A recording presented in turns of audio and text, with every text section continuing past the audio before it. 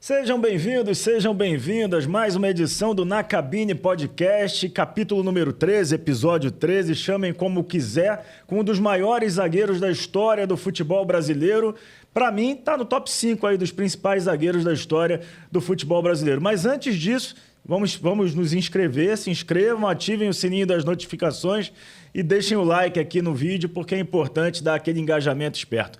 Mauro Galvão, que prazer, que honra ter você aqui comigo, Mauro. Pô, quanto tempo, né? Bastante, né? Tempo que a gente não se via. Acho que foi a última vez, foi lá no Vasco. Foi no Vasco, foi. No programa, né? Isso. Aquele programa muito legal. É um prazer te reencontrar. Vamos conversar um pouquinho sobre futebol, né? Contar muita história boa, né? Porque a tua carreira... Muita gente pensa que o Mauro Galvão do Vasco, mas o Mauro Galvão é do Vasco, do Botafogo, do Bangu, do Inter, do Grêmio, do Lugano da Suíça, né? Então tem muita coisa Seleção brasileira. Seleção brasileira também.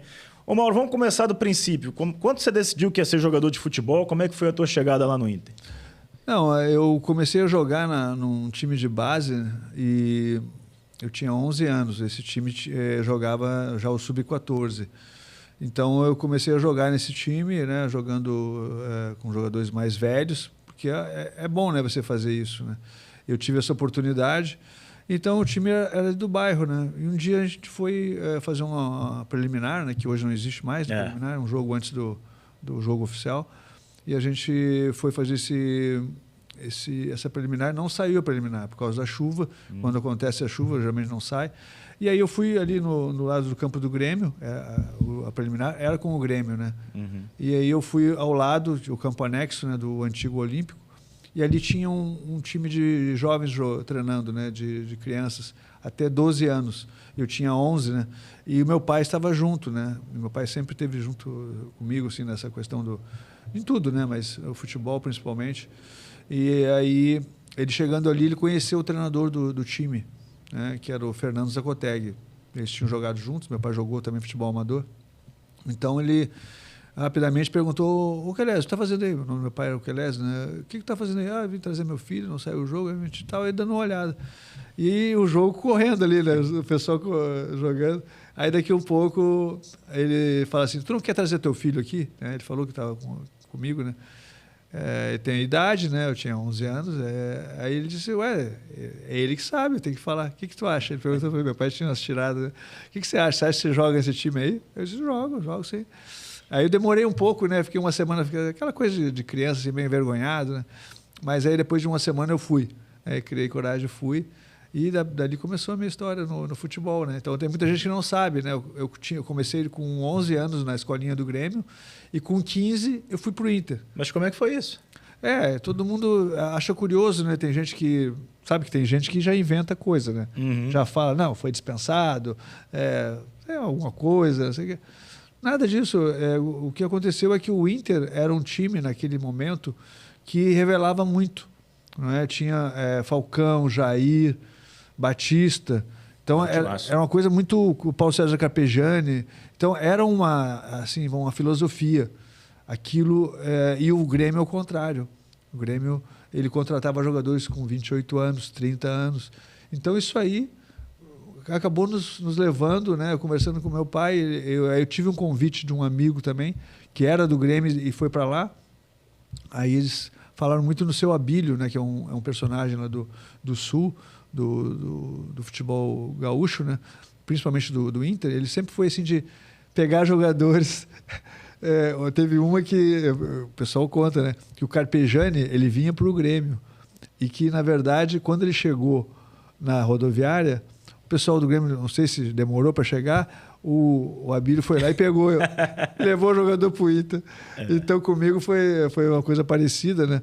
É claro que, nesse caso, eu fui porque realmente eu queria, né? Meu pai também achou que seria interessante, porque a gente não estava vendo muito progresso ali no Grêmio. E o futebol, você tem que olhar para frente, né? Claro. Como tudo na vida. Se você começa a ver que tu não está tendo muita chance, ou o pessoal não está te olhando com um olhar que tu gostaria, então, de repente, talvez seja melhor mudar, né? Porque você acaba caindo numa situação, né, de ficar numa situação um pouco de fora. Sim.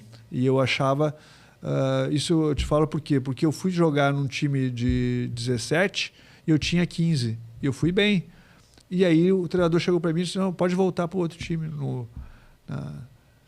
na próxima semana. Quer dizer, me deu meio que uma gelada. Assim, claro. Então, eu acho que tudo você tem que ter uma forma de falar. Você tem que chegar e dizer assim para o fulano, olha, você foi bem, tá? A gente está te cuidando, a gente está te observando, continua assim. Ele tinha que ter falado isso. Uhum. Ele não falou só, simplesmente ele falou assim, pode voltar pro Sub-15. Olha só. Como se fosse assim, né? O cara tem que ser um gestor, né? De pessoas. E ele praticamente me deixou de lado, né? E eu entendi dessa forma. E aí eu disse, não, pelo que eu estou sentindo, o pessoal não tá muito preocupado comigo. Uhum. Então, eu achei melhor, lógico, falando com meu pai, isso aí tudo. E isso tudo tem uma repercussão, né, André? Tu sabe, né? Que eu já tinha assim, um vínculo com o clube, né? Com o Grêmio, já tinha. Então, depois eles entraram na justiça, tudo. Meu pai botou advogado e eu acabei pegando, acho que 6 meses, né, de suspensão, porque era 1 ano e pouco. Mas deu tudo certo porque eu acabei jogando pelo time que não era o oficial, né? É o Sub-15. O oficial mesmo, quando você assina, é o Sub-17, né? Era o juvenil da época. Juvenil da época, isso mesmo. Então, eu depois logo já cumpri isso aí e cumpri jogando, né? Que era melhor importante. Né? Então foi bom demais. Lá no início, né? Tem um pouco de resistência quando chega, né? Os caras ficam te olhando assim, depois... já... Ainda mais em Porto Alegre, que ou é azul ou é vermelho. Grêmio, mas aí deu certo, eu fiz muitas amizades ali. E logo, tu vê, eu cheguei com 15 anos lá, 17 eu já estava no profissional. Né? Tive muita ajuda do pessoal do profissional, né? O Falcão, Batista, Benítez, tudo. Pegou uma geração muito boa. Pegou uma geração boa, eles inclusive alguns me indicaram, né? Quando eu estava na base. É uma coisa legal isso, né? Quando eu jogava também pelo profissional, sempre procurava ver a base. Quem é que está jogando na base? Quem é que está se sobressaindo? Né? Quem é que está assim, merecendo uma oportunidade? Porque você tem que saber, né? Uma hora pode precisar. E tem que ajudar também, né? Tem que ajudar. Do jeito que você foi ajudado, você ajuda os outros. É um processo que é importante, a participação dos jogadores também, né? Porque tu não vai trazer um jogador para o teu time que não vai te ajudar. Claro. Tu vai trazer um jogador que tu... Sabe que vai dar um entender. retorno. Então foi isso que eles fizeram. E eu acho que eu jogava às vezes de volante e às vezes... nessa fase você tem alguns testes, né? Joguei algumas vezes na lateral, mas o treinador perde, você tem que fazer, tem que ir. Onde dá brecha. O melhor lugar é dentro do campo. Eu sempre pensei dessa forma. Lógico. Eu tenho a minha preferência, né? A minha preferência sempre foi a zaga. Sempre foi? Sempre foi. Mas se tiver que ajudar, eu vou ajudar. Aí o Falcão um dia até me perguntou isso, antes de eu começar, né? Ele perguntou, Mauro, afinal... Tu é zagueiro ou tu é volante? Aí naquilo ali eu senti, né? Que ele estava já querendo uma definição. Não, eu sou zagueiro, sempre fui zagueiro. E o que acontece?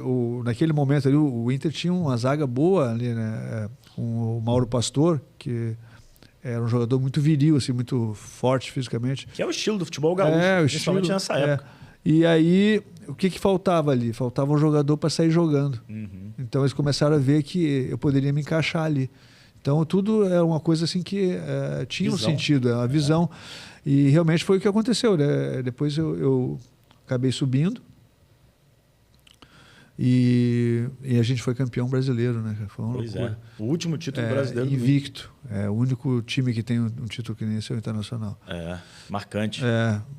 O Enio Andrade foi contratado, o Gilberto Tim também chegou, preparador físico, e a gente, deu tudo certo, né? Quando encaixa o negócio, não tem jeito, né? Agora, é engraçado, né? Porque você sai do Grêmio para o Inter, você é um garoto, é lógico que o futebol é profissional, você tem que jogar onde te dá a melhor oportunidade. Sim. Mas uma criança, com 15 anos, você é praticamente uma criança, um adolescente ali. Principalmente naquele momento lá. Claro. E você tinha time, todo mundo tem time. Sim. Você era Inter ou Grêmio? Eu era Inter. Você era Inter. Então isso também ajudou. Ajudou, mas não foi assim a principal, né? Eu não fui com esse objetivo, né, de ir para o time que eu torcia, no caso. Porque, né, quando você começa a jogar, você não lembra mais dessas coisas. Esquece. Pensa só no... Tu quer ganhar, quer que teu time ganhe.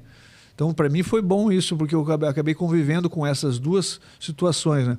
Eu joguei no Grêmio contra o Inter e depois joguei no Inter contra o Grêmio. Sim. Então, consegui, né, conviver com essa... Acho que você é querido pelas duas torcidas. Graças a Deus. Que é difícil. É muito difícil.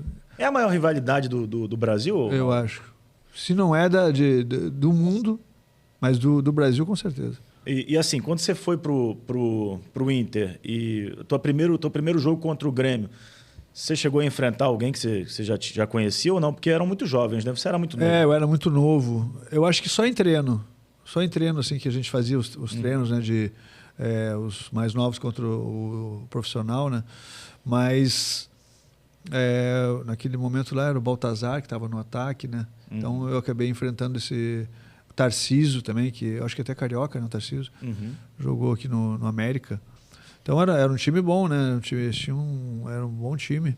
Aí o Grenal, assim, eu gosto muito que eles contam por número, né? O Grenal 300, Sim. o Grenal 400. Eu acho que isso é muito marcante, cara. O cara sempre vai lembrar, 329, tal jogador decidiu. Eu acho que isso falta um pouquinho nos outros clássicos. Cresce a importância. Eu sempre falo pro pessoal, o Grenal não tem igual, cara. Não tem. Sim, Vasco e Flamengo também é forte. Flamengo e Fluminense também é. Botafogo e Vasco, Botafogo e Flamengo. Tudo são clássicos super importantes, né? Como os clássicos paulistas também. Mas é que Inter e Grêmio só tem os dois. Então aquilo ali é a semana toda. Eu falo para os caras, se tiver um jogo no domingo e tiver um jogo na quarta-feira da Libertadores, o pessoal quer ver o jogo do domingo. Não quer saber Libertadores, que se dane. Não estão nem aí. O negócio é o jogo ali, né? Porque é aquela coisa, né, de teu vizinho ali, né? Tu quer ganhar.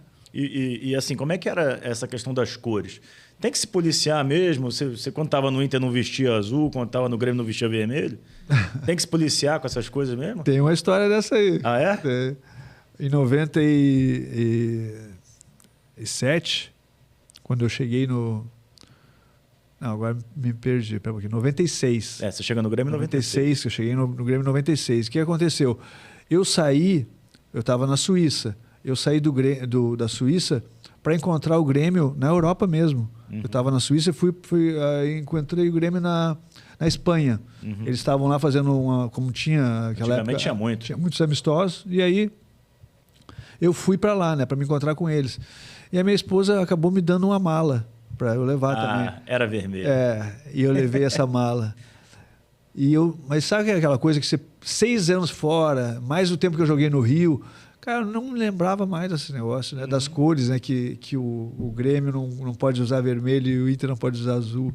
Então aquilo ali, cara, quando eu cheguei, depois eu vi, a gente ia embarcar no ônibus, quando eu vi assim, aquele monte de mala assim na rua, era de manhã, assim, tinha tudo... o tempo bem nublado, e aquele monte de mala ali, preta, cinza, tudo que é cor marrom. Menos vermelha. E uma só vermelha, só a tua. minha. Nossa. Ele se destacando assim, né? Porque vermelho é forte. E a imprensa viajava, sempre tinha alguém, para alguém tirar uma foto aí e falar, pô... Não, mas foi mais assim, o pessoal ali do clube mesmo que viu, né? E o presidente era o Fábio Koff, até falecido, gente boa demais, nossa. Foi ele que me levou pro Grêmio, né? E aí... Ele perguntou, de quem é essa mala aí? Aí os caras disseram, é do Galvão. Ah, é? Tá bom. Passou batido porque você tava com moral. O garoto da base não levava, não. Eu acho que ele deve ter pensado, não lembra mais como é que é o Sul. Pois é, porque tanto tempo fora, né? 6 anos jogando na Suíça. Mas essa volta pro Grêmio, vamos pular já para essa parte, então, já que a gente está falando de futebol gaúcho. Essa volta pro Grêmio, na época, eu imagino que o torcedor do Inter pegou no teu pé, né? Não pegou, não. Aceitou, conseguiu aceitar. Eu acho que o tempo também, né? Muito tempo depois. Os 10 anos. É muita coisa. Então isso aí acaba... É lógico que sempre tem aquele cara que vai dizer, esse cara aí jogou no Inter, sabe aquelas coisas, né? Fica naquela dúvida. Mas aí a gente teve a felicidade, né, de pegar um time bom, né? O que acontece? Quando eu estava para voltar, em razão do meu time na Suíça, porque eu estava muito bem na Suíça, eu gostava, minha família também gostava, mas o time começou a ter problema. Sabe quando Financeiro? Sim, começou a ter problema. Tanto é que depois que eu saí, ele caiu e foi vendido para um grupo americano.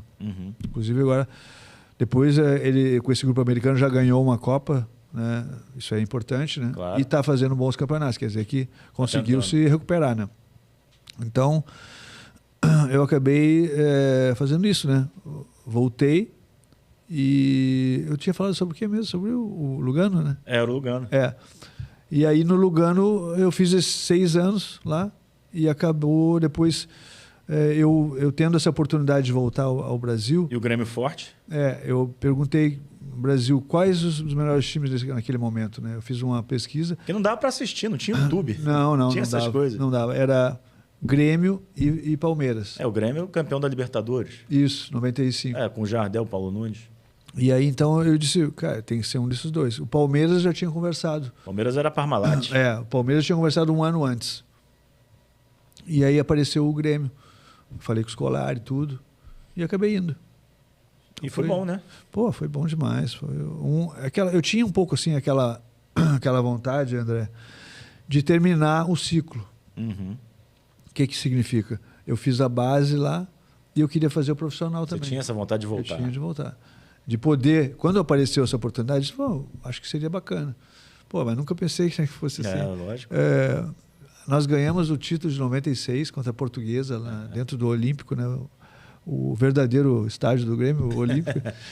E depois, a gente, em 97, ganhamos a Copa do Brasil aqui no Maracanã. Né? Em cima do Flamengo. Em cima do Flamengo. Então, foram 2 títulos assim, nacionais, né? Um em cima do outro.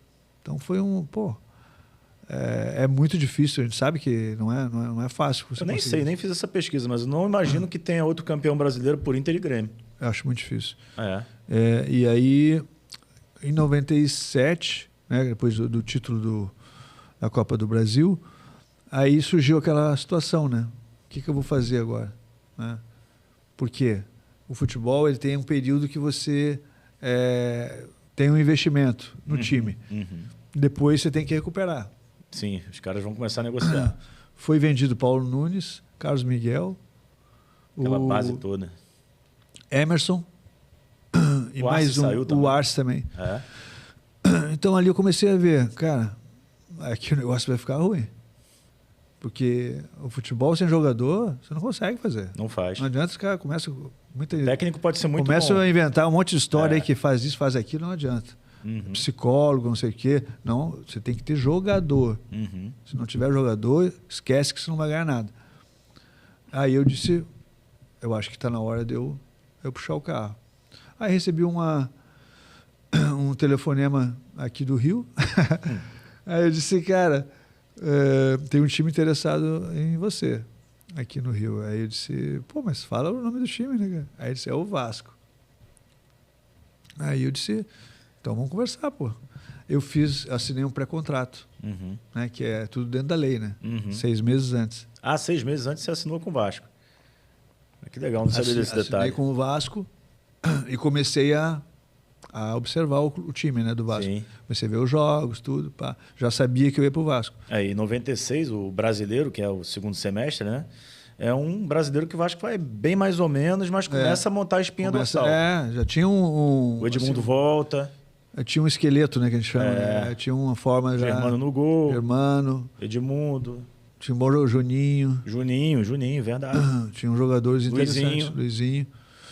O Luizinho foi um jogador que me chamou muita atenção quando eu vi que ele estava no... Porque eu já tinha jogado com o Luizinho no Botafogo.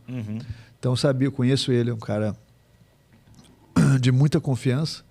Então já ia com... né? Junto comigo chegaram o Nasa, Valber e Evair. Mas aí você assina um pré-contrato, Mauro, e começa a observar o time. Mas como assim observar? Jogando dava tempo de observar as coisas? Dava tempo, sempre a gente consegue, né? Quando a gente tem interesse, né?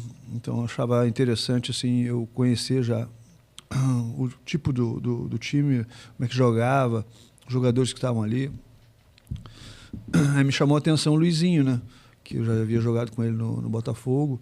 Então É lógico, eu não via todos os jogos, mas Sim. os jogos que teve... Nem todos passavam na TV também. Foram jogos decisivos, eu acho que o Vasco jogou, Vasco e Botafogo. Né? Teve. Campeonato Carioca. Eu acabei vendo e deu para se notar que era um bom time, né? Uhum. Precisava de alguns reforços. Eu acho que o grande mérito, assim, vamos dizer assim, do time ter encaixado, né, foi o fato do Eurico, né, e da comissão técnica, né, o Lopes, trazer jogadores um pouco mais experientes, né? Porque tinha já um time jovem. Sim, galera subindo, Pedrinho, Felipe. E logo vieram esses dois, né, o Pedrinho e Felipe, que era um lado que a gente tinha um pouco de carência. Mais dificuldade. E aquele lado ali acabou fazendo muita diferença. Né? Foi o lado mais forte do Vasco. O lado mais forte. Aquele praticamente o time criava tudo por ali. E os outros times não conseguiam entender isso. Mas isso é curioso, né? Porque o Felipe tinha o mesmo drible, só que não adianta, não pega. Mas é que ele jogava, ele era um meio de campo. Jogando de lateral. O pessoal achava que era lateral e não era lateral. Ele era meia. Ele já estava solto. Ele começava e depois, com o tempo, ele foi indo jogar até pelo lado direito. E depois, quando ele saiu do Vasco, acabou jogando como meia, né? Isso, exato. Então, que era uma posição de origem dele. E ele e Pedrinho se davam muito bem. Dentro e fora de campo. Muito bem. Então, para nós foi um ganho, né? Foi. E você lá atrás, o Odivan chega, e muita gente sempre fala isso, o Odivan no Vasco jogou muito bem. Muito bem. Mas acho que muito por tua conta, né? Ou não? Eu acho que tudo, né? O contexto, né? Porque o Odivan sem você talvez não fosse tão bem. Não, mas eu acho que ele mostrou personalidade, eu acho que isso foi importante. Quando ele chegou, porque muito jogador chega e não consegue ficar. Vindo de time pequeno, né? Ele veio e conseguiu se firmar. É lógico que a gente tinha tudo um esquema de jogo, né? A gente conversava bastante e tinha um cuidado. Né? O Vasco era um Vasco assim, bem resolvido, né? Na situação de dentro e fora do campo. Então acho que isso aí ajudou bastante. E Eurico Miranda, né? Um caso à parte, né? Porque assim... Podia sair da linha, saísse da linha. Exato. E você conviveu com dirigentes assim que eu considero históricos, que são Eurico, Koff, dirigentes também, entre aspas, que são a galera do jogo do bicho, Castor, né? Castor e Emil, né? E quais assim, qual foi o que te deu maior liga, assim, o cara que você gostava mais de conviver no dia a dia? Eu gostava de todos. Todos foram bem, assim. Eurico não era de muita conversa. Não? Não, ele... O que ele tinha para falar e falava contigo já rapidamente e resolvia. Né? Quem gostava muito de conversar é o seu Emil. Seu Emil. Nossa, ele sentava ali na mesa, quando tinha aquele lanche, aquela coisa, ficava ali. Se deixasse, ele ficava até o outro dia. Contando história, o que ele fazia, acontecia. Acho que foi para a guerra. Caramba, meu Deus do céu. Imagina o seu Emil na guerra, que loucura. Então, a gente se divertia, né? O Castor também não falava muito, mas era uma pessoa que quando precisava ele estava sempre ali presente. Então, tenho boas recordações. Eles entendiam de futebol, o Emil e o Castor? Dava para perceber alguma coisa? Alguma coisa no final eles acabam entendendo, né? Mas, assim, o cara que tinha mais assim, o controle, claro, o Fábio Koff também era outra pessoa querida demais. E muito amigo do Eurico também. Muito amigo do Eurico. E foi muito bem no Grêmio, né? Ele organizou o Grêmio, tudo. O Grêmio era muito forte. Mas o Eurico no Vasco também foi muito bem. Muito. Nessa época, então? Conseguiu muitas coisas. E é um cara preparado, ele era preparado. Sabia tudo de lei. Tu não ia... Regra. Não pegava ele. Regulamento não tinha regulamento, ele sabia tudo. Tanto é aquele jogo contra o São Caetano, né? Sim. Os caras estavam achando que iam ganhar do Vasco no tapetão. Pô, não ia. Nessa época não ia. Então, é um negócio complicado. A gente acabou ganhando o campeonato. Né? Ainda bem, né? Tudo dentro da lei. Tudo dentro da lei, lógico. É por isso, ele sabia, né, os direitos, né, e aquilo que ele também teria que fazer. Então, não era nada que tu usasse uma coisa de má fé. Não era isso. Sim. A gente acabou entrando no Vasco, então vamos seguir mais um pouquinho no Vasco. Eu sei que a galera gosta de falar muito de Vasco aqui, pessoal que me acompanha. Ô Mauro, até sobre esse jogo do São Caetano, já que você citou. Eu estava na arquibancada na época, ainda não trabalhava, tinha 16 para 17 anos, estava lá na torcida para acompanhar. E caiu o alambrado. Vocês, jogadores, como é que foi a reação de vocês? O que vocês achavam que tinha que acontecer, independentemente da posição do Eurico? Na verdade, eu não estava naquele jogo. Você estava... Eu estava machucado. Estava machucado. Não, machucado não, gripado. Então gripado. Jogou Divan e Júnior Baiano. Júnior Baiano. Isso. Estava gripado e eu vi tudo o que aconteceu. Né? Você estava no estádio ou não? Não, eu estava em casa. Estava em casa. Estava em casa. Eu acho que estava em casa, não tenho certeza. Mas aí, aquilo que aconteceu é um negócio inesperado. Sim. Então ninguém tem culpa de nada. As pessoas querem procurar um culpado, não tem culpado. Né? Aconteceu uma coisa inesperada que levou a torcida se movimentar e acabar derrubando o portão. Sim. Foi a questão do Romário na época. Sim. Se não tivesse acontecido isso, não teria acontecido a queda do alambrado. E muita gente diz que eu acho que é perder o jogo também. Não tem, não sei por que dizem. Não, mas... Porque o jogo muda, às vezes, em questão de minutos. Sim. Primeira coisa, para você perder, você tem que tomar o gol. Tava 0-0. Tava 0-0, então... o time estava melhor. Tudo bem, melhor, mas... E aí? Quantos jogos a gente já viu um time ser melhor e perder? Né? Claro. Já viu várias viradas aí. Né? E era um jogo no princípio, muito no começo. Não tem nada a ver. É muita historinha, né, André? Então a gente não dá nem para falar muito, deixar assim. Agora, aquela coisa que a gente conversou.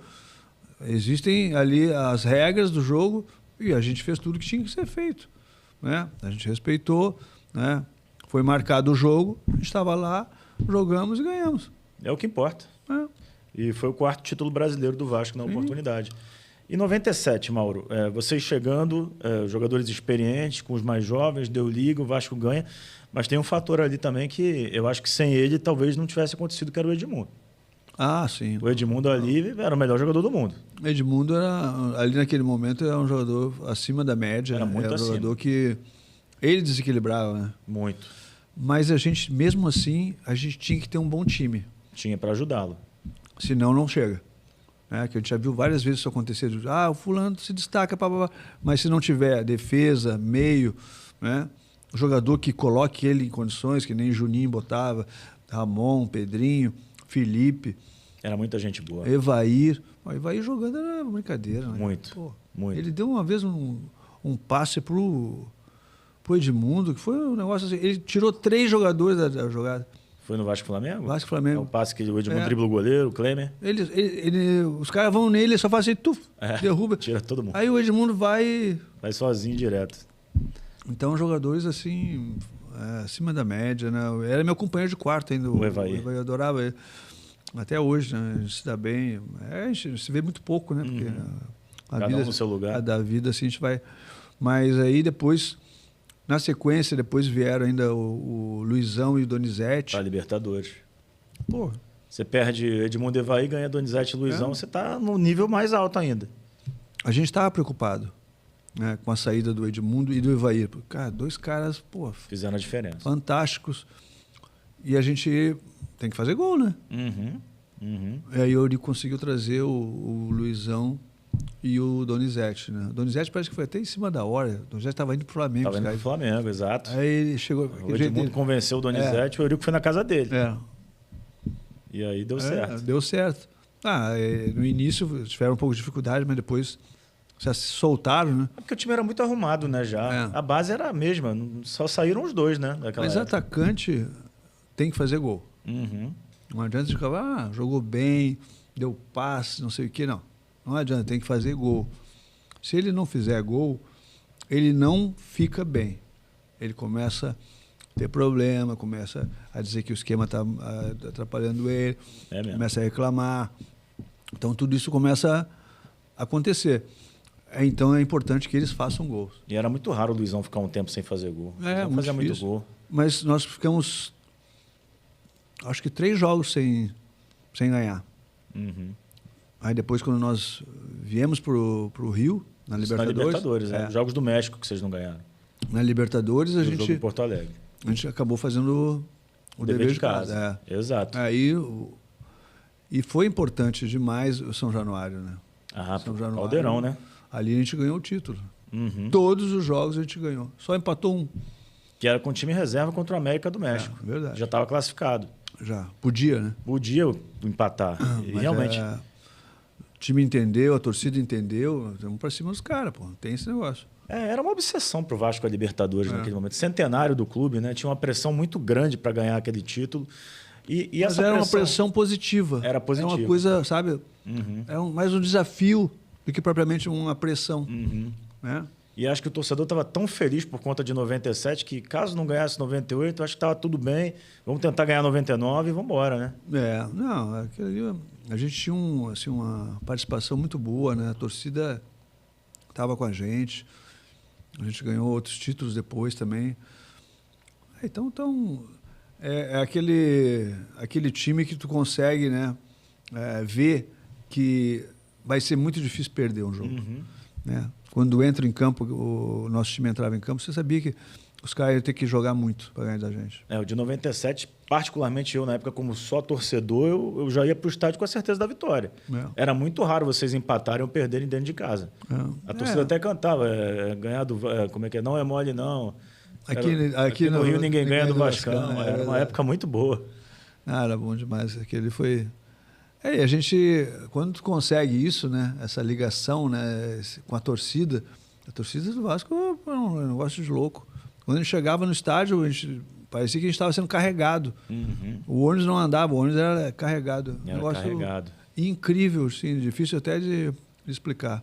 E aí vem o Mundial de Clubes em 98, que assim, para mim foi uma grande atuação do Vasco contra o Real Madrid. O Vasco domina boa parte do jogo, mas não consegue botar a bola para dentro, né? Foi uma pena aquilo ali. Nós jogamos muito bem. Muito bem. E fomos infelizes em 2 lances. No lance que a bola bate na cabeça do Nasa e no outro lance que o Vitor entrou assim, acho que meio fora do ritmo do jogo, né? Um jogador de defesa entrar em meio de jogo é uma coisa muito, muito difícil. Não é aconselhável, né? Ele entrou e logo teve esse lançamento. Ele acabou indo de primeira. No Raul não se vai de primeira. Não vai.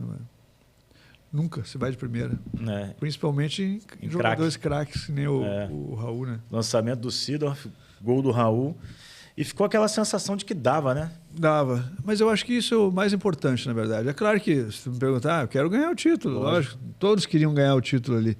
Mas não dá. Às vezes não dá. Infelizmente, a gente chegou e não conseguiu fazer os gols. Várias vezes a gente teve para fazer e não conseguimos fazer. Então, tem dias que o negócio não tem jeito. É o grande lamento assim que você tem na passagem pelo Vasco Mundial? Sim, é uma coisa que ficou assim faltando.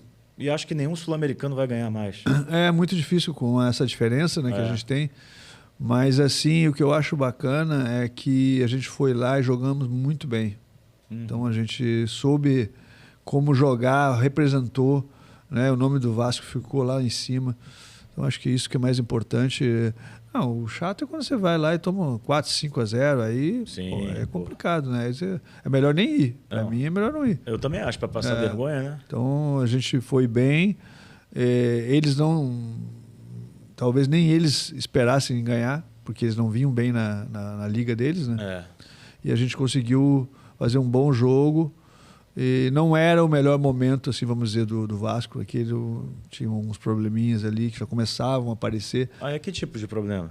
Problema financeiro, né? Jogador que não estava recebendo. E aí já estava? Estava começando a dar alguma... 98 isso. No final de 98. Foi bem no final. Já começou a ter um pouco de ruído, né? E tu acaba depois sabendo, né? Mas é isso, não existe perfeição, né, André? A gente, às vezes, acha que está tudo certo, mas nem sempre está. Foi bom enquanto durou. Eu me lembro que vocês concentravam nessa época, 97, não sei se 98 ainda tal. Isso, que eu sou morador de Copacabana, sempre fui. Sim. Então eu sempre passava lá na porta, às vezes vocês estavam correndo na areia, na orla. Era um momento muito bacana do Vasco, né? Não, ali naquele... No Otton, hotel, vocês no ficavam. Otton, né? A gente passou um bom tempo ali da nossa passagem pelo Vasco, né? E não podia ser melhor, né? Ali bem colocado, hospedagem, tudo. um lugar maravilhoso, Copacabana. Agora, a gente passou muito tempo ali, às vezes. Demais? Não, assim, digo... É demais? Não digo muito tempo, é só uma forma assim, de falar, né? Mas a gente, quando tinha um jogo decisivo, a gente ficava 2 dias.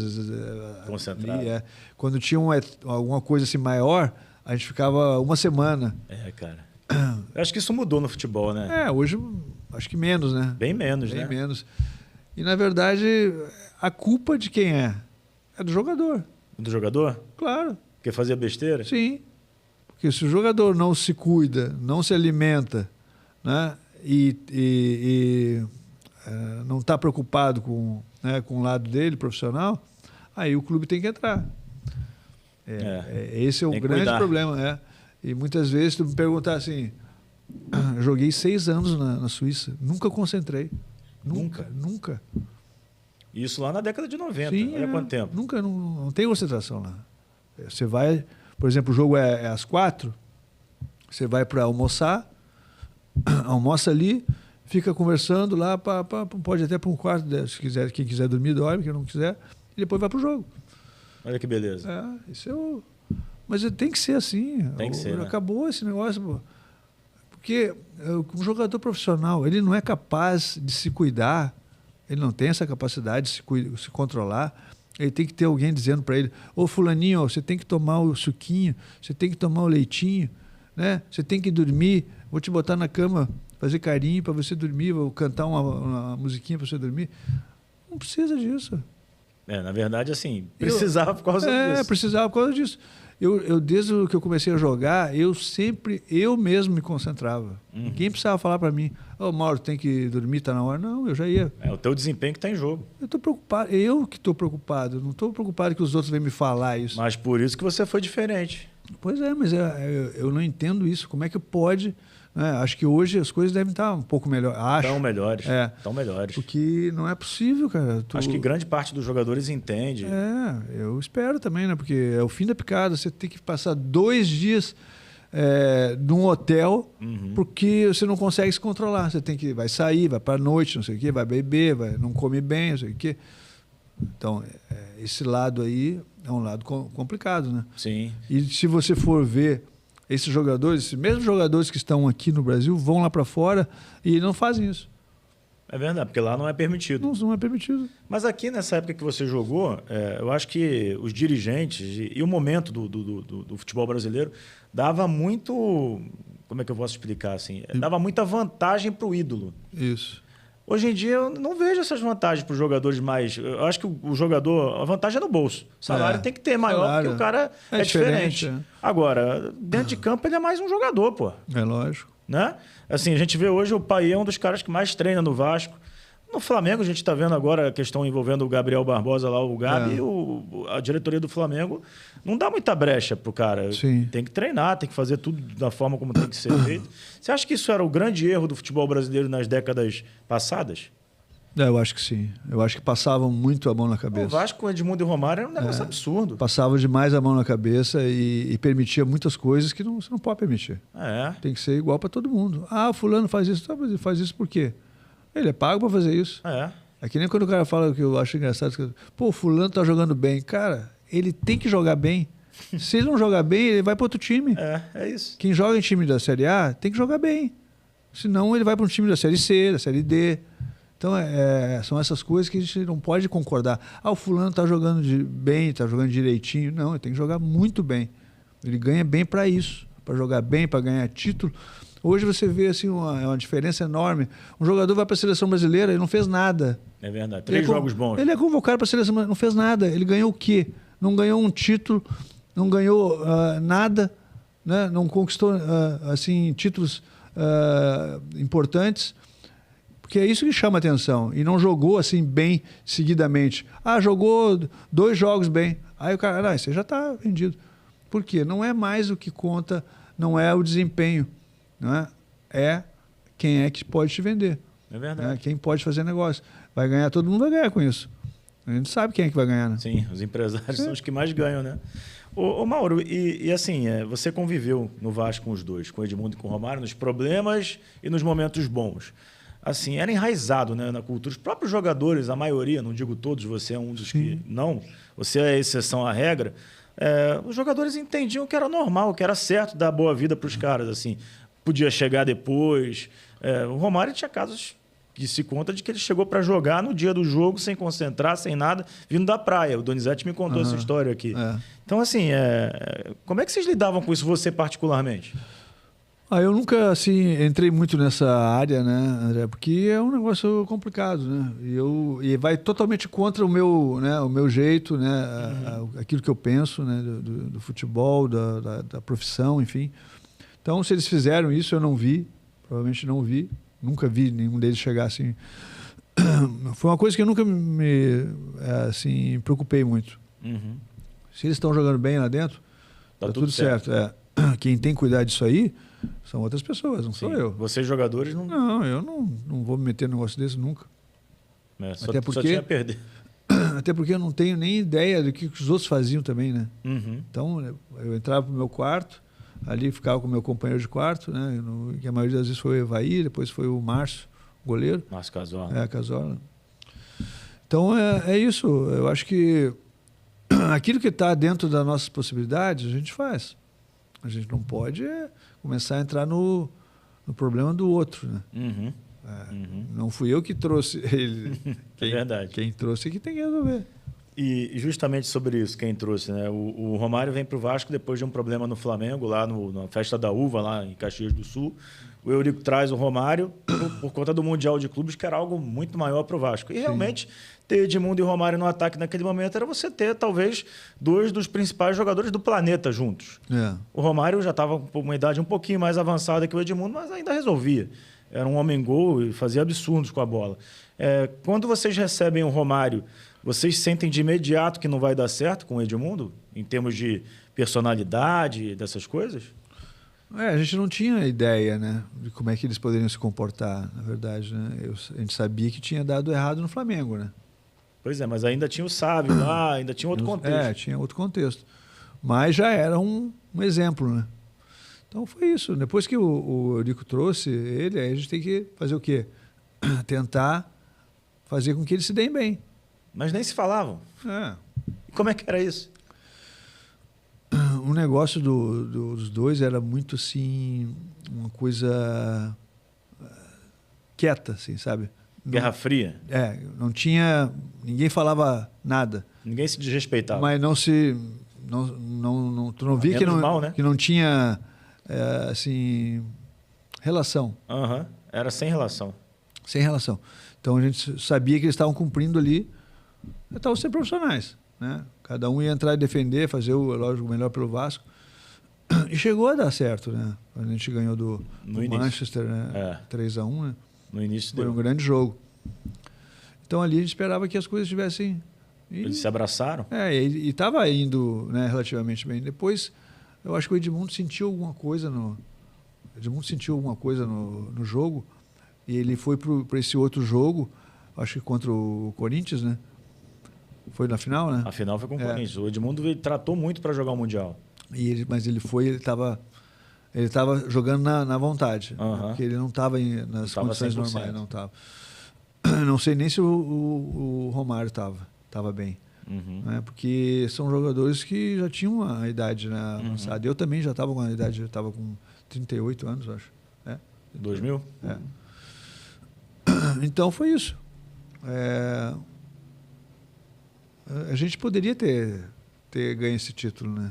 Também teve um impedimento ali, teve um lance, ali também, que aquele lance ali foi incrível, né? Edmundo não estava impedido nem aqui nem na China. Nunca. A gente não sabe o que ia acontecer, né? Sim. Se ele ia conseguir fazer o gol ou não. Exato. Também tem esse lado, né? Mas era uma boa possibilidade, sendo quem era, né? É verdade. Entrando cara a cara com o goleiro Dida também, que era um goleiro fantástico e nos pênaltis também contou com a sorte do Edmundo desperdiçar. Mas, enfim, é um título que faltou ao Vasco. Era uma grande obsessão da torcida, do Eurico. Verdade. Porque o Flamengo tinha, né? Sim. O que o Flamengo tem e o Vasco não tem é um problema para todo mundo, logicamente, né? Não tem jeito. Eu acho que a gente fez o que era possível dentro de campo, né? Então, muita coisa aconteceu ali estranha, né? A gente, fica até ruim de falar, O Corinthians mesmo chegou na final ali com um gol estranho. Esquisito. A bola não entrou. Foi dado o gol. É. Contra o time da Arábia, né? Uhum. Time árabe. Eu não lembro qual o nome do time. Acho que foi o Al-Nassr. Tinha que ser 2-0 e o Corinthians, na verdade, ganhou de 1. Mas aí foi dado o segundo gol, aí o Corinthians entrou. Era para ser Vasco e Real Madrid. Sim. E aí era uma revanche. Com certeza. E eu particularmente acho que seria melhor para vocês. Jogar no Maracanã, já tinham ganho do Manchester United, que era o time do momento. Certeza a gente não tem, Não né? tem. Nunca, mas assim... a questão era mais assim, talvez, do clima. Uhum. Também, porque eles iam sentir. Sentir calor mais. do Rio de Janeiro, Muito. um absurdo, né? Muito quente. O Beckham, inclusive, falou sobre isso já em documentário, que ele nem chegou a jogar contra o Vasco, ele estava suspenso, tinha sido expulso, se eu não me engano, mas algo nesse sentido. O Beckham não jogou nenhum jogo. Ele veio e não jogou, Não né? participou, ele estava machucado. Estava machucado. E era um jogador diferente. Ô, Mauro, e assim, Edmundo e Romário, chegou na hora que o caldo entornou, foi a questão do rei, do príncipe e do bobo, né? E ali, sim, para vocês lidarem, ali vocês tinham que lidar nos bastidores com aquilo, né? Ou não? Eu nunca me meti nisso, sinceramente. Mas ninguém comentava assim entre vocês? Não. É um negócio chato, né, entre eles. Não tinha uma galera que ia para um lado, outra galera que ia para o outro? Tinha essa questão aí do jogo que tinha 2 toques, né? Uhum. Que tinha o time do Romário e o time O do rachão, né? O rachão, Que é o jogo que tu faz sempre antes da partida, né, oficial, né? Para descontrair, né? Para descontrair, mas tava virando Virou uma guerra. Uma guerra. Tinha mais disputa ali do que no jogo. Cara, que loucura. Mas eu nem participava desses jogos aí. Não? Você não escolheu um lado, não? Eu ficava na musculação. Mais sábio. Eu já treinava assim diferente, meu treino era diferente por causa da idade. Uhum. Não, e depois era jogo em cima de jogo, né? Acho que era de 2 em 2 dias tinha um jogo. Uhum. Era. Não dava tempo de... Era muito complicado. E 98, por que você não vai à Copa, hein, Mauro? Porque você está jogando muito. Não sei, assim, André. Já se perguntou isso? Não. Muitas vezes, né? Talvez, até eu via até uma vez a entrevista do Zagallo, né? Que ele teria falado, né? Que já tinha muitos jogadores com idade. Pô. E quando ele falou isso aí, eu já sabia que eu não ia ser convocado. Já sabia, eu senti. Foi uma indireta? Uma indireta porque realmente tinham vários jogadores já com idade. Pô, mas não são os melhores que tem que jogar? Esse que é o problema, mas sabe como é que é, né? Então tem que aceitar, né? Infelizmente. Mas o mais importante que eu acho é que eu tinha condições de ir. Uhum. Eu tinha essa noção, né? E aí precisa de alguém que convoque. Certo. E aí não rolou. Não rolou. Mas é algo que te entristece ou já passou e ficou para trás e tudo bem? Não me entristece, não. O importante assim, é entender. Eu joguei 2 Copas do Mundo, joguei uma Olimpíada. Então, eu tive a minha satisfação também com a seleção brasileira. E eu acho que, muitas vezes, algumas coisas acontecem e que elas acabam te impedindo de conseguir alguma coisa, né? Eu joguei a Copa América também e a gente ganhou aqui no Rio, né, em 89. Depois de muitos anos. Depois de muitos anos, 40 anos. Então eu acho que é bom a gente ficar com uma lembrança, né, boa, né? Uhum. Mas 94 eu acho que você não vai também porque você estava na Suíça e a Suíça não se via muito aqui. Ninguém via nada, né? Outra coisa, eu nunca trabalhei com o Zagallo nem com o Parreira. Em nenhum momento você pegou o Zagallo e o Parreira. Nunca. E tinha muito jogador de confiança, né? Os caras conheciam, já tinham trabalhado junto, isso prejudicava, né? O que tu vai trazer um jogador que tu não conhece, tu vai ter que... Não é bom se informar, perguntar? Não é uma desculpa isso aí. Mas é claro que tu tem a preferência para aqueles que estão contigo já há mais tempo. Tá? Então, a gente tem que tentar entender, né, essa questão aí. Então, eu achei... Eu sempre falo, tinha condições de ir. Agora, alguém tem que chamar, né? Não tem jeito. E as Copas que você foi, assim, como é que foi a experiência? Como é que você se sentiu? Muito bacana. É realmente o melhor momento para o jogador de futebol? É uma loucura, né? Tu está no lugar mais alto, né, do futebol mundial. Tudo, né, o lugar que você fica, né? Eu peguei o México, né, e Itália. Então, a da Itália foi meio problemática, né? A seleção. Mas assim, a gente, mesmo assim, dentro de campo, a gente teve condições de ganhar. Teve. Então, muitas chances desperdiçadas. O Brasil sempre é um time forte, é uma seleção forte. Agora, tu vê, contra o México, no México, a gente empatou com a França e perdemos nos pênaltis. Aí... Então, perdemos para uma grande seleção. Uhum. E depois a gente ganha as 3 primeiras partidas na Itália. Sem encantar muito também. Sim. Realmente não foi assim... ganhou 1-0. Se for ver, nenhum time encanta tanto assim. Poucos times encantaram. Talvez o Brasil em 82 não ganhou. Encantou e não ganhou. Então, a gente... em 90 a gente teve essa oportunidade, mas não deu. Não conseguimos. Não deu liga fora do campo. E dentro de campo, a gente não fez os gols. Quando apareceram as oportunidades. A gente teve a oportunidade. Teve. Mas é que Copa do Mundo, que nem aconteceu agora há pouco, com o Brasil. A gente teve 2 Copas que a gente poderia ter ido para a final. Mas tem que fazer o gol. Aí você não pode tomar um gol daqueles que você toma contra a Croácia. Você está ganhando o jogo. Todo mundo vai pro ataque, pô. Você está ganhando o jogo, aí você tem que avisar pro cara que é um volante que ele não pode sair da posição. É o fim da picada, né, cara? Não dá, né? 1-0 não é vitória? Segura. Então, prorrogação. Segura.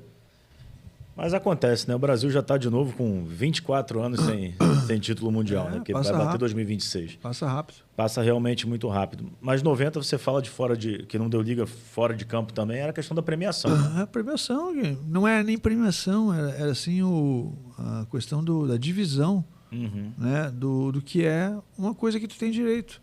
Né? Essa marca que tu está aí na tua camisa. Eu estou usando, mas não estou ganhando nada. Mas lá a gente estava usando e aí foi passado para nós. Também não estava ganhando nada. Não, foi passado um valor que não era o verdadeiro. Tu acha possível fazer uma coisa dessa? Não, de forma alguma. Nesse nível, seleção... Uma seleção brasileira numa Copa do Mundo? É o fim da picada, cara. É um fim da então picada. É aquele que negócio já começou com essas mentiradas. Eu disse, cara... Você vê que não vai dar certo, né? O Eurico Miranda acabou saindo. Depois da Copa América, né? Depois da Copa América. Até hoje ninguém sabe por quê, ninguém fala também, então... Ele veio para o Vasco de novo, porque ele tinha dado uma pausa no Vasco para ficar na CBF, Sim. né? E o Eurico estava num momento muito bom, né, da vida dele profissional. E quando ele vem para o Vasco, ele arruma a casa. Não que o Vasco precisasse, o Vasco era campeão brasileiro de 89, né? Sim. Mas ele era o vice de futebol. Aí ele sai para ficar só na seleção por conta do Ricardo Teixeira dizer que não era possível, né? Ele ficar nos 2 lugares. Então foi por isso. Foi por isso, né? Não lembrava. Porque não era possível ele ficar nos 2 lugares. Mas, enfim, coisas que acontecem. Queria que você falasse um pouquinho mais do Bangu, cara. Como é que alguém sai de Porto Alegre para ir para Bangu assim, do nada? Porque para o mundo do futebol era do nada. Tem muita coisa engraçada no negócio do Bangu, cara. Porque eu comecei essa história que tinha um interesse de um time da Europa, e aí eu comecei a assim, me ligar que eu podia sair do Inter, né? Que eu estava achando que eu ia ficar no Inter para sempre. Né? 7 anos de clube, imagina. E aí... Uma vida. Apareceu essa situação, e aí logo apareceu outra. O Paulo César Capejani, que era o treinador do Bangu na época, ele me chamou. Né? Mauro, vamos fazer um time bom aqui, queria que você viesse para cá. A gente tinha trabalhado no Inter juntos. E aí eu disse, então vamos acertar aí que a gente vai. Aí acabei acertando. Inclusive, fui morar no mesmo lugar que ele morava, ali no Novo Leblon, na Barra, né? Mas na chegada, quando eu cheguei no Rio, né, pro Bangu, cara, eu nunca vi eu disse assim, cara, tem algum problema, cara? Não é no Rio de Janeiro o Bangu? Era longe, né? Pô, não chegava nunca, cara. Eu disse, mas é porque ele quis me mostrar a praia. Então, ao invés dele ir pela Brasil, ele veio pela Zona Sul. Veio pelo lado bom, cara, bonito, né? Bonito, mas dá uma volta danada. Muito grande. Deu uma volta, ele disse, cara, mas eu tô preocupado. É o Rio mesmo, tem certeza? O Bangu tá no Rio. Aí eles riam, né? Disse, demorou. Aí depois chegou, eu cheguei de terno, tive que tirar, né? 45 graus. Em Bangu não dá. É um sol assim, totalmente, né? Muito forte. Mas depois, com o tempo, eu fui acostumando e acabei, vivendo bem ali. E, pô, também tem um deslocamento ali grande também, né, Todo dia, né? Para ir da Barra até lá. É. Aí eu pegava ali o Catonho, né? Pegava ali o Marechal e tudo e acabava saindo lá. E foi uma fase legal da tua vida? Foi legal porque eu acho que eu consegui me libertar um pouco. Eu estava muito com o negócio de Porto Alegre, tá só ali. E a gente tem que ir à luta, cara. Tem que viver, né? Tem que viver, tem que conhecer outros lugares, ver, até para poder comparar, né? E é claro que no início você sente um pouco, mas depois tu acaba te acostumando.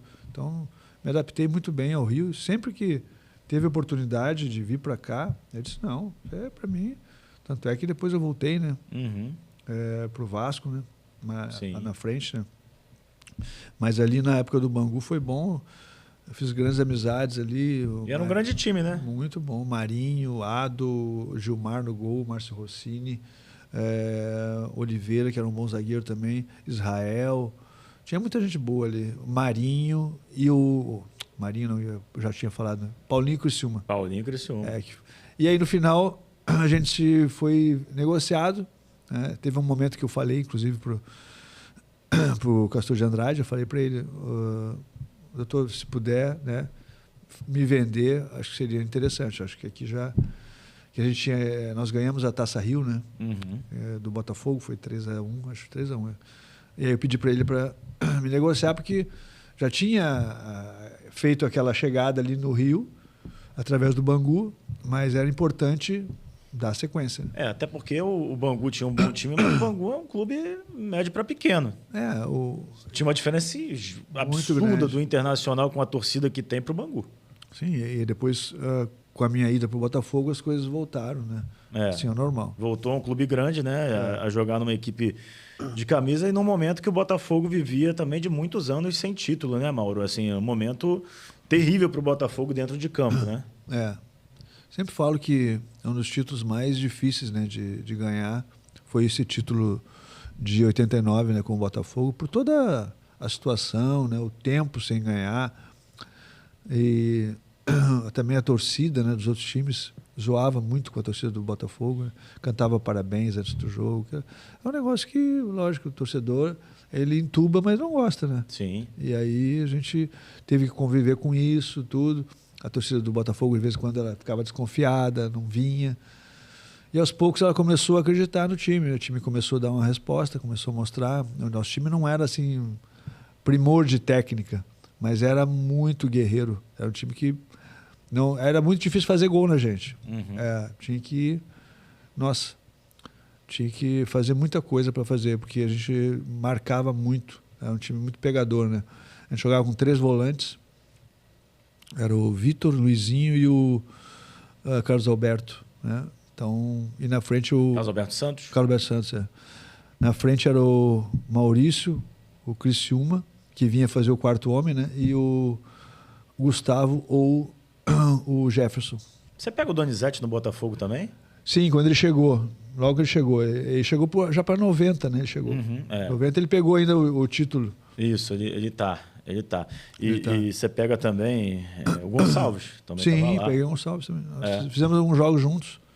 O Valdir Luiz, que trabalha comigo, um grande amigo que eu tenho, que trabalha comigo na EBC, ele conta que te entrevistava todo santo dia e falava que, pô, te adora. Mandou até um abraço. Gosto muito dele também. E falou que teve uma época que você chegou a jogar de volante, chegou a jogar no meio campo no Botafogo. Teve isso mesmo? Acho que foi muito pouco isso. Muito pouco, porque em alguns momentos o Gonçalves jogou de lateral esquerdo. Não tinha um lateral assim ainda contratado, né? Então ele começou a jogar de lateral esquerdo. Praticamente jogava com 3 zagueiros, né? Eu, ele e o Gotardo. Mas já estava na hora, né? Eu já tinha que mudar né? Eu tinha que ir para fora, né? Que é uma coisa importante, né, na carreira da gente. Você fez um plano de carreira, assim, quando você vem para o Rio? Tem que ficar tanto tempo no Bangu, depois eu tenho que ir para um clube maior. Você fez isso na cabeça ou não? Não, nunca tive assim, muito planejamento, mas eu tinha uma ideia, né, uma ideia do que eu poderia fazer, né, e os times que eu poderia ir. Então, acho que isso foi importante. O mais importante que eu comecei a assim, a perceber era que o tempo que eu tinha que ficar naquele clube, que eu acho que é o mais importante. Né? Tem um tempo. Todos os times que você passa tem um tempo. Ciclo, né? Tem um ciclo. Não adianta você querer... porque é bom aqui, mas eu vou ficar, não. E qual o sinal que você tem que acabou o ciclo? É quando os jogadores começam a ir embora. Ou então quando eles começam a querer, como é que se diz, rever o teu contrato. Entendi. Aí é a hora que você tem que puxar o carro, porque alguma coisa não está dando certo. Tem algum lugar que você se arrepende, que o ciclo tinha terminado e você continuou? Não, nenhum ciclo, nenhum deles. Assim, é mais uma questão, uma percepção minha, né, que às vezes eu não conseguia ver aquilo, por algum motivo. Ou pelo envolvimento, né? Ou então, às vezes, pela acomodação. Muitas vezes se acomoda. Né? Então, algumas vezes não tem o que fazer. Entendi. Você tem que ficar. Né? E isso aconteceu comigo. Mas, vamos dizer assim, depois que eu voltei do exterior, eu consegui... Você tinha já uma experiência maior. Consegui lidar melhor com isso. Entendi. Entendeu? Eu consegui ver, isso aqui já deu também. Tanto é que no Vasco também, quando eu tive que sair, em 2000, eu tinha contrato ainda. Mas eu fui falar com o Eurico e disse, doutor, acho que eu tenho que ir embora, que eu já fiz o meu papel. Né? E realmente já tinha, graças a Deus, conquistado vários títulos. Né? Então não tinha por que estragar uma coisa que estava boa. Então tinha que ir à luta. E foi legal porque eu fui para o Grêmio ainda, em 2001, né? 2001. E nós ganhamos o Campeonato Gaúcho e a Copa do Brasil. Quer dizer, mais uma Copa do Brasil. Conseguiu melhor ainda, terminar bem, né? Terminar com um título, né? Que era importante. Era importante para coroar a carreira. Agora, em 90, quando você vai para a Suíça, era um momento que o mundo do futebol olhava para a Itália. Era a Itália. O grande celeiro dos craques, ali o momento dos craques era na Itália, né? Por que a Suíça, Mauro? Não teve... Porque pelo teu futebol você poderia ter ido para a Itália, talvez para a Espanha.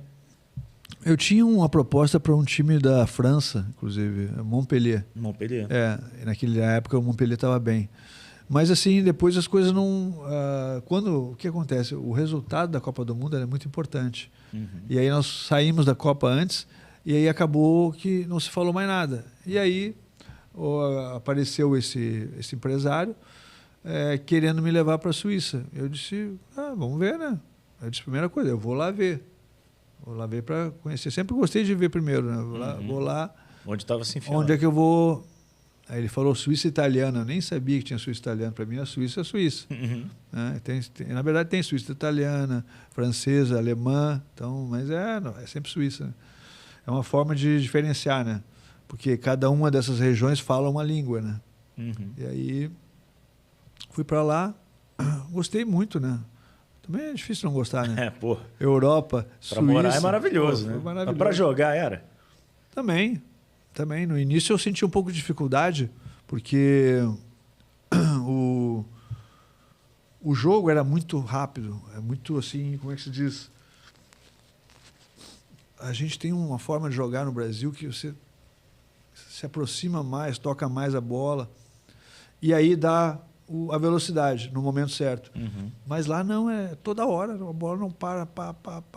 Então você fica assim, olhando para a bola passar. Então eu tentei assim no início ver se eu conseguia mudar, né, um pouco essa forma deles jogarem, aproximando mais, né, tocando mais a bola, né, perdendo menos a bola, porque se perde muito a bola. Mas aí depois eu vi que não tinha jeito. Eu que tinha que... você que estava chegando. Eu tinha que fazer a correria ali com eles e pronto. Aí, aos poucos, a gente foi se entendendo. Perdeu a bola, não dá mais bola.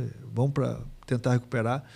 E foi isso. Aí nós ganhamos lá a Copa Suíça, que é uma competição muito importante, que nem a Copa do Brasil, né? E depois, na outra, a gente ficou em segundo lugar. Né? Bateu na trave. Mas foi boa. Jogou alguma competição europeia lá? Sim, jogamos duas. Jogamos a UEFA e a Copa das Copas, que não tem mais agora. E a UEFA é a Liga Europa de agora. Liga Europa. Nós eliminamos a Inter de Milão. Olha só. Em Milão. Na época da Inter no auge, né? Era o Zamorano lá na frente. E o... Então já foi na tua reta final lá. Roberto Carlos na lateral esquerda. Quem mais? É 95 isso? 95? Não, essa aí foi 94, acho. Deve ser 94, 94, 95, E o Roberto Carlos sai do Palmeiras e vai Isso. jogar lá. O Roberto Carlos, lateral esquerdo, o Zamorano na frente, Bert, que ele jogava, bom jogador lá na frente. E o Bert, inclusive, está no lance do gol que a gente ganha da... Então eu e ele. Ah, é? Aquela bola fechada, assim, eu vou na frente, boto o pé, não pego na bola, mas ele, na tentativa de interferir, ele toca para dentro. Ah. Aí ganhamos 1-0. É. Histórias muito bacanas, né, do futebol, né? Você jogou com muita gente boa, com e contra, né? Principalmente, né? Quem foi o cara mais difícil de marcar que você teve? Olha, por incrível que pareça, muitos, né? peguei muitos jogadores difíceis, né, mas assim, um jogador que no início da minha carreira me dava muito trabalho era o Reinaldo. Reinaldo? Do Atlético Mineiro. Um jogador, era craque, né? Malandro, craque. Ele era bom com a bola no pé, ele tinha velocidade, ele arrancava de uma hora para outra, ele dava aquele... Então você não podia dormir com ele, né? Não podia, tem que estar sempre ligado. Reinaldo, então, foi o cara mais difícil. Foi mais difícil. E o melhor que você teve ao seu lado, assim, não na zaga, mas no time, que você via assim nos treinos e falava, meu Deus, esse é brabo. O melhor jogador, assim, que... Pode ser na seleção. Seleção. Eu acho que tem o Falcão, né? O Falcão é um jogador que era acima da média, né? Pensava antes, Pensava antes, ele... E também como, assim, ajudava muito o time, né? Na parte de trazer jogadores, indicar. Era um líder, né? Eu sempre gostei de jogadores assim, de jogadores que tivessem não só preocupação em jogar, mas também em ter um perfil, né? De atleta, né? De homem. Isso é o que você deixa no final, né? Claro. Melhor parceiro de zaga? Também foram muitos. Tem dois aqui, o Divan e o Gotardo. Vai ter que escolher um. Meu Deus. Agora você me pegou. Vamos ver. Sem ficar em cima do muro, Maurão. Em cima do muro? Não, pela dificuldade, né, de conquistar, assim, pelo aquilo que a gente fez, no caso seria o Gotardo. Gotardo, né? Que é o teu parceiro de 89. 89, que era um título muito difícil. Gotardo também tem um podcast também e tô querendo trazê-lo aqui também para bater um papo. Eu participei lá com ele. Tem muita história boa também. Tem, cara muito legal. Comentou uns jogos comigo lá na TV Brasil. Série D. Muito bom, gente boa demais. E o Odivan é um jogador que, eu tenho assim um carinho que vai além do futebol, né? A gente se dá muito bem. É um cara especial também. Ele é muito brincalhão, né?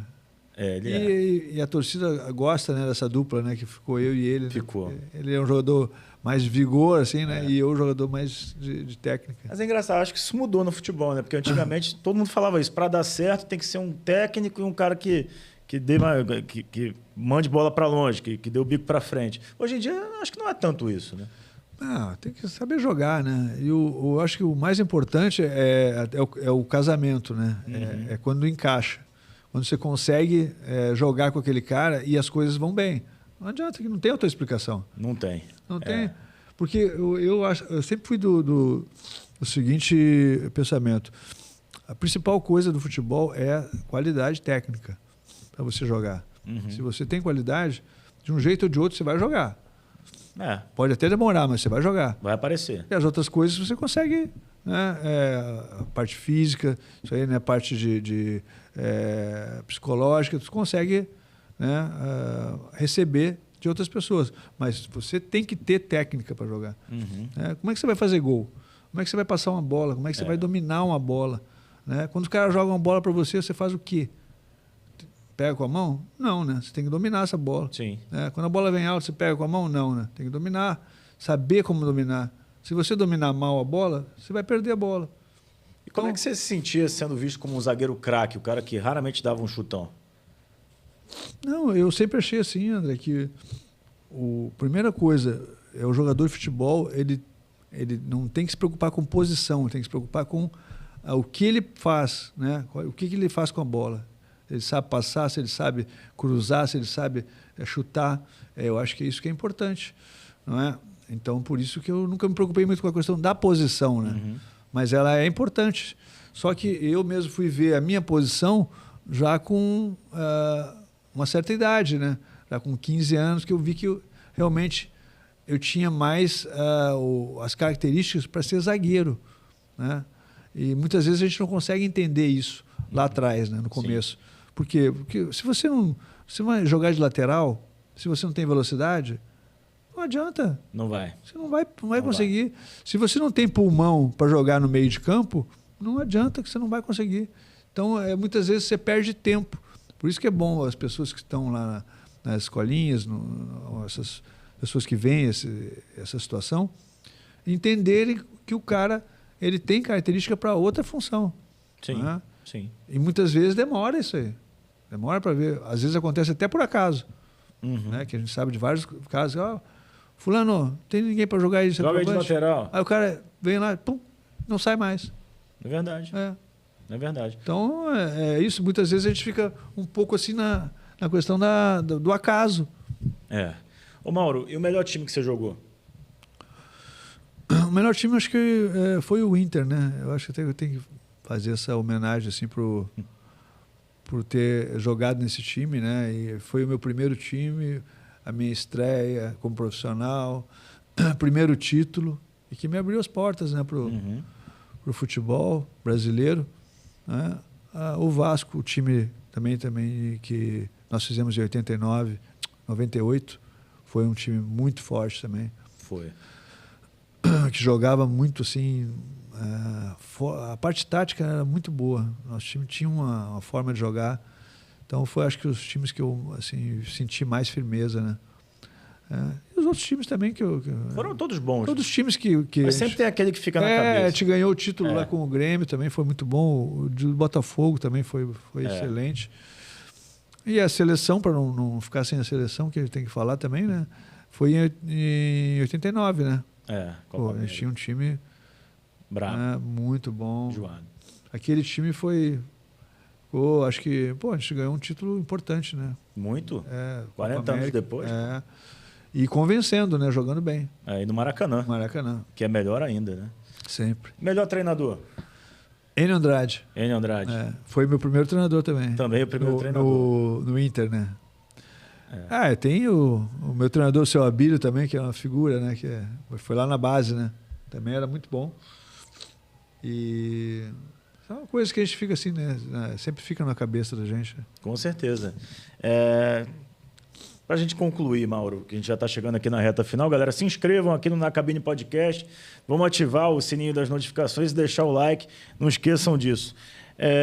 Ô Mauro, se a gente pegar assim, o futebol atual e olhar para os zagueiros de hoje, tem alguém que você olha assim e você pensa, esse cara se assemelha com o que eu fazia? Você consegue fazer esse tipo de leitura?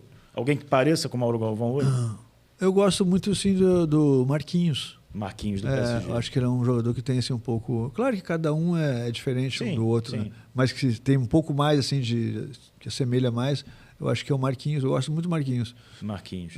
Acho que falta alguma coisa assim, talvez às vezes parece... Mas é a impressão, ele é um bom jogador. É que a gente sempre quer assim, alguma coisa, né, diferente. Mas ele é muito bom, sim. É um zagueiro que me passa assim, tranquilidade. É aquela coisa, botou lá atrás, sabe que ele vai... Sabe que ele vai bem. Sabe que vai bem, sabe jogar, chega bem também, chega junto, é bom pelo alto. É um jogador praticamente completo. É um baita zagueiro. Se botar de volante, ele joga também. Sim. Para esse ano, Mauro, Campeonato Brasileiro, o que você imagina aí? Quem que você acha que bate campeão? O que você imagina do Vasco, né? Que também o pessoal sempre gosta de saber.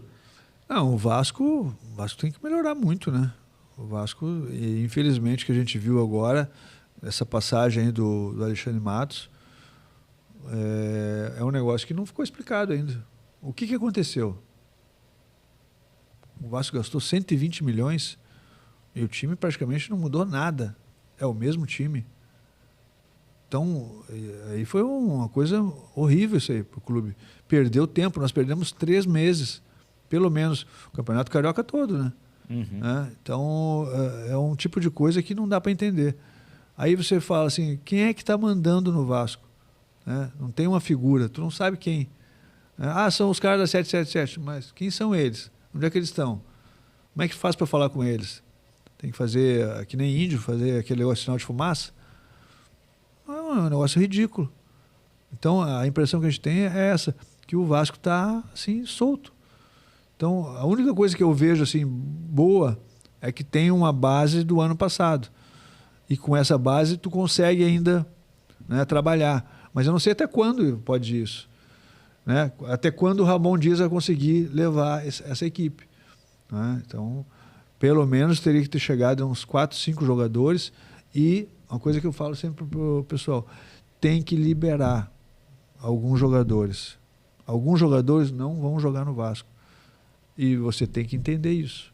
As pessoas que estão lá têm que entender. Esse jogador não vai jogar no Vasco. Não tem condições para isso. Não é? Foi contratado errado? Tudo bem. Passa adiante. Que o ciclo continua. Você não pode ficar com o negócio... Né? Passou 3 meses, 4 meses, 1 ano, 2 anos, o cara não jogou. Estou esperando que ele vai estourar. Não vai estourar. Não posso falar aqui que eu penso que vai estourar. Né? Mas ele vai estourar, é isso. Porque tu tem que liberar algumas vagas para trazer outros. Não adianta tu ficar insistindo com uma coisa que não tem futuro mais. Então o Vasco precisa trazer jogadores para jogar. Né? Precisa de um meia. O Paê já está tendo problemas, já nem começou praticamente a temporada, já está com problemas. O atacante, né? Mais um para ajudar aí o Verratti. Esse rapaz que chegou, o Cleiton, né? A gente não sabe até onde que ele pode, o que ele pode fazer. E jogadores que possam melhorar ali. O volante talvez seja a posição que mais chama atenção, que o Vasco precisa. Aí foram lá, contrataram o Esforça, aí botam o Medel para jogar de volante. Para que trouxeram o Esforça, então? São umas incoerências que não dá para entender. Então, tem que chegar, fazer uma reunião entre eles e tentar acertar as coisas. Né? Porque o que aconteceu com o Alexandre Matos até agora não foi explicado. Por que ele fez essas contratações? O Ramon Dias pediu 2 jogadores, ele trouxe outros 2 jogadores, diferentes daquilo que tinha sido pedido. Quer dizer, não estavam falando a mesma língua. Então, para ele sair assim, o Alexandre Matos, que é um dos melhores, que o pessoal fala, que é um dos melhores gerentes de futebol, o cara saiu do Vasco, nem parece que chegou. Chegou e já saindo. Então, alguma coisa aconteceu ali, tem algum problema, talvez ainda as coisas não estejam bem resolvidas. E a gente vai esperar até quando para saber isso. Né? E tu não vê ninguém falar nada, parece que está tudo bem. O Vasco está treinando, fazendo amistoso, portas fechadas, portão fechado. Então, mas tem que contratar gente. Não tem, futebol, se não contratar jogadores, não tem outra coisa. Não adianta ficar contando história, que vou fazer isso, vou fazer aquilo, né? Se não trouxer jogador. Né? De jogador que possa jogar no Vasco. Né? O Vasco tem um nível. As pessoas têm que entender isso. E para isso, você tem que trazer jogadores que vão ajudar o clube. Né? Que a torcida vai poder, o time agora tá bem. Né? É verdade. Não é que o Vasco tem que ganhar o campeonato, não é isso. É só fazer um campeonato bom. Só ganhar um também. Fazer um campeonato bom e não correr risco, como aconteceu o ano passado. Acho que a torcida do Vasco não merece isso. E quem você acha que briga pelo título esse ano? Os mesmos sempre, né? Palmeiras, Flamengo, Atlético Mineiro e talvez Inter e Grêmio. Talvez Inter e Grêmio. Você acha que os gaúchos têm chance? Eu acho que sim. Eu acho que o Inter perdeu 3 jogadores agora nesse final de campeonato gaúcho, machucados. Os 3 que eles trouxeram, né? O Inter investiu bastante. Investiu bastante o Inter. Tem um bom time. Então, aí depois do campeonato que a gente vai ver, né? Mas eu acho que esses aí vão ser os times que vão brigar, com certeza. Não tem como fugir, né? Não tem. Beleza. Mauro, obrigado pela participação. Prazerzaço ter você aqui, cara. Para mim, um dos maiores zagueiros da história do Brasil e do Vasco tá ali no top 2 ali. Se bobear, é o maior de todos, hein? Obrigado, gente. Foi um prazer estar aqui com vocês. Galera, se inscrevam, vamos ativar o sininho das notificações. Esse foi o Mauro Galvão, episódio 13. Tamo junto.